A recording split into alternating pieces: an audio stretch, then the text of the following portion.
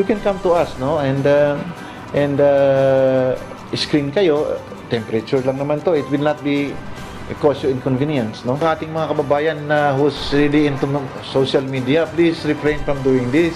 Kasi it might create this yung panic na sinasabi natin. Karma. Ayun nga yun mga utol Yun yung number one na problema, no? Kaya kadalasan tinatago ng gobyerno yung talagang katotohanan kasi nga pwede mag-cause ng public panic, no? So parehas sa parehas nga yung panawagan, no? Pwedeng fake news, pero kahit na i-search nyo sa Google, mga utol, maglalabasan napakarami pong report na lumalabas na totoong may kumakalat na virus sa China. Kung ang tanong, gaano ba ka-deadly ito? At posible ba itong maging global epidemic kagaya ng COVID-19?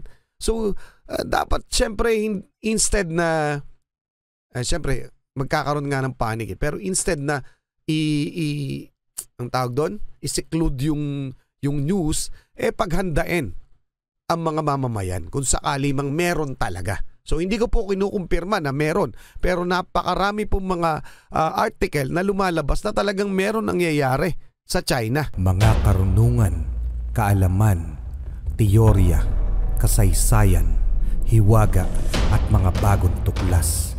Alamin natin. Uunahan ko na kayo mga utol. Siyempre, dito sa pag-uusapan nating bagong virus na kumakalat sa China, limitado lamang ang ating kaalaman. Doon lamang tayo sa mga nababasa nating lumalabas sa mga periodiko at sa mga social media. So, pero ang kinakalap kong impormasyon galing mismo sa mga mapagkakatiwalaang mga news agency. So, syempre, kung ano lamang nilalabas nila, yun lamang ang malalaman natin. Pero yung other side of the story nito, yung lalim, yung depth nito, kung saan nagmula, ano nga bang purpose, hindi po natin nalalaman. Yung mga taong gumawa lang mismo nito, ang may nakakaalam. Kagaya yung mga teorya o conspiracy tungkol sa COVID-19 na, syempre, hinihinala ng karamihan sa atin parang business lamang, no? Business side. Pwede naman talaga. Lahat ay may posibilidad. Okay mga utol, pwede ito'y biological warfare, kung ano pa man. Pero kung ano man ang katotohanan na hindi natin malalaman dahil alam naman natin ang mga tao sa gobyerno, tinatago talaga nila. Pero alamin na natin to. Ayan mula to kay Malvs Castle, nagkaagulo sa China. Confirmed na kamamatay na virus sa China. Karma yan sa inyo. Virus na naman. Mula kay Malvs Castle, pakisubscribe siya, pakilike na rin yung video. Siyempre titingnan natin yung ibang report tungkol sa virus na ito. Game na. Bagong taon, may karma na agad ang China. Bali-balita kasi na may malubang sakit na naman sa China ang mabilis kumalat doon ngayon. Punuan na ang lahat ng maraming hospital. Madami na rin ang hirap huminga. Pero itinanggi na to ng Chinese government. Kahit ang Chinese embassy dito sa Pilipinas, itinanggi na rin. Wala namang bago, di ba? Gaya ng coronavirus o COVID-19, itinanggi rin nila to noong 2019. Tapos kumalat sa buong mundo ng March 2020 hanggang sa lumala pa ng lumala. Alam nyo na sa China, bawal magsabi o magsalita ng against sa gobyerno nila. At pilit nilang pinapabango ang kanilang imahe. Ngayon, wala pa rin daw kasiguraduhan to. Pero may kumakalat na ngang balita, di ba, na malala na raw ang sitwasyon dyan sa China ngayon. Kasalukuyan pa tong bineverifika. Pero sabi ng Department of Health, fake news raw to at wala daw dapat tayong ikatakot.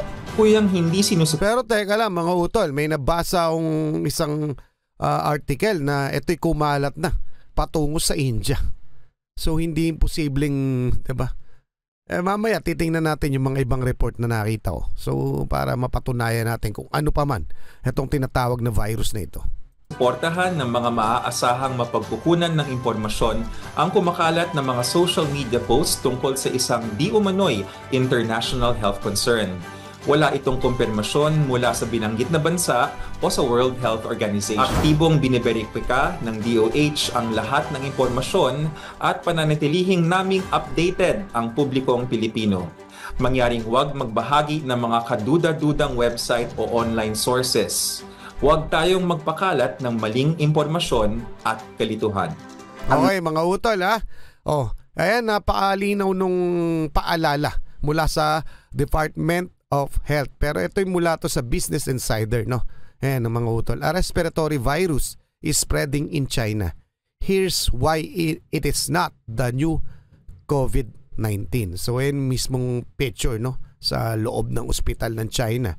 Okay? Nakabulitin, no. Human metapneumovirus is spreading in China, but health experts say it's not a repeat of COVID-19. Unlike COVID-19, HMPV, yan yung tawag, no, HMPV has been around for decades. Okay? Decades. So we know how it spread and how to treat it. Okay? So matagal na pala yung virus na yan. So alam na ng mga eksperto kung paano sila i-cure o i-treat. But China still monitor the situation to keep it under control. So ano nga ba? Ito ba ay alarming? Pwede ba itong maging global na kagaya ng COVID-19 epidemia? 5 years after COVID-19 began spreading in the Chinese city of Wuhan, cases of human metapneumovirus, which also causes respiratory infection, have risen in the country, particularly among children. Okay? So yun between December 23rd, teka lang basahin lang natin konti. 23rd and 29 cases of HMPV rose from the week before, particularly in northern China in children under 14. The Chinese Center for Disease Control and Prevention said on Thursday, cases of influenza, rhinovirus, and Mycoplasma pneumoniae also increased, it said. Okay? So yun, kumakalat na nga mga utol. Mula yan sa Business Insider. Dumako naman tayo sa isa pa. Okay? CBS, mula to sa CBS News. What is the MHPV virus in China? The human metapneumovirus and its symptoms explained. Okay? The human metapneumovirus, or also known as HMPV, is reportedly surging in China and raising question about what the illness is and if it concerned to those in the US. Chinese health officials have not confirmed that HMPV is what is driving hospitalization in the country. So hindi pa ito kinukumpirma hanggang sa ngayon ng China. Okay? And recent reports from China Center for Disease Control and Prevention indicate the increase may actually be due to influenza A. So hindi pa nga kinukumpirma ng China na dahil ito sa MHPV, mga utol. So yun ang napakalinaw. Okay? So pero meron talagang pagka-ospital na nangyayari sa China. At di umano sa isang report na aking nabasa, ito'y kumalat na sa India. So hindi natin alam kung ito'y dahil doon sa virus na ito o kung ano pa man. So ano masasabi nyo dyan? Pa-comment na lang, tuloy na muna natin. Napakalaking problema ngayon, throwback tayo way back January 2020. Kaparehas noong January 2020 ang announcement ngayong January 2025. Anong balita? Tara balikan natin. Huwag daw tayong magpanik sa kumakalat na virus sa China. Ito yung COVID-19. Fake news raw kasi ang COVID-19 at wala daw tong katotohanan. O diba, gayang-gaya, hanggang sa kumalat na ng kumalat. Narito pa ang video noon at panoorin natin ang balita noon. At the moment, wala tayong kaso o wala tayong reported cases of this mystery viral pneumonia that is happening in China. Dapat kung merong mga signs and symptoms kayo, nung sinasabi nating mga cough, cold, headache, ganyan, galing kayo dun sa area na yon, you can come to us, no? And screen kayo. Temperature lang naman to. It will not be cause you inconvenience, no? Ating mga kababayan who's really into social media, please refrain from doing this kasi it might create this yung panic na sinasabi natin. Karma. Ayun nga yun mga utol Yun yung number one na problema, no? Kaya kadalasan tinatago ng gobyerno yung talagang katotohanan kasi nga pwede mag-cause ng public panic, no? So parehas nga yung panawagan, no? Pwedeng fake news, pero kahit na i-search nyo sa Google, mga utol, maglalabasan, napakarami pong report na lumalabas na totoong may kumakalat na virus sa China. Kung ang tanong, gaano ba ka-deadly ito? At posible ba itong maging global epidemic kagaya ng COVID-19? So, dapat siyempre instead na, siyempre magkakaroon nga ng panic pero instead na ang tawag doon, i-seclude yung news, paghandain ang mga mamamayan kung sakali mang meron talaga. So hindi ko po kinukumpirma na meron, pero napakarami pong mga article na lumalabas na talagang meron nangyayari sa China na virus na kumakalat.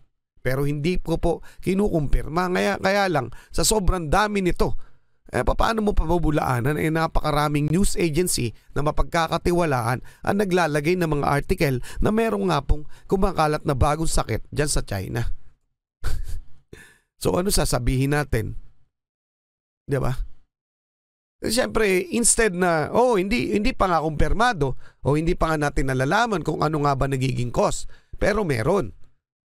Instead na itago natin sa mga tao, sabihin natin yung katotohanan, 'di ba? Na pwede po tayo mag-ingat baka kasakaling makarating sa Pilipinas. At siyempre, mag-prevent na tayo. Huwag na tayong magpapasok ng kung ano pa man diyan sa ating mga border, 'di ba? Ganun lang. Dapat paghandain, hindi kagaya dati nung bago mag-COVID-19 bago kumalat itinatago pa natin. So ulitin ko, hindi ko po sinasabing totoong may virus na sobrang lakas kung ano pa man na kumakalat.